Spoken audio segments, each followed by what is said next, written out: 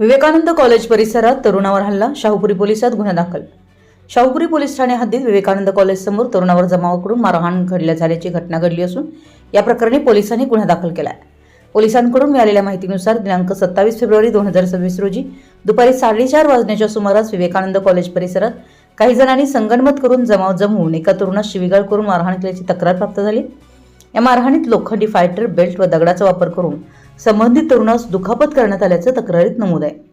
या प्रकरणी अथर्व कोले राहणार सदर बाजार कोल्हापूर, ओम सोनटके राहणार उत्तरेश्वर पेठ कोल्हापूर तसेच त्यांच्या सोबत असलेल्या 10 ते 12 अनोळखी इसमांविरुद्ध गुन्हा नोंद करण्यात आला आहे। सदर गुन्हा भारतीय न्याय संहिता तसेच महाराष्ट्र पोलीस अधिनियम 1951 च्या कलम 135 अन्वये नोंद करण्यात आला आहे। ही कारवाई पोलीस उपनिरीक्षक जयवंत राजपूत यांनी केली असून पुढील तपास police head constable Yogesh Avaghade करीत आहेत।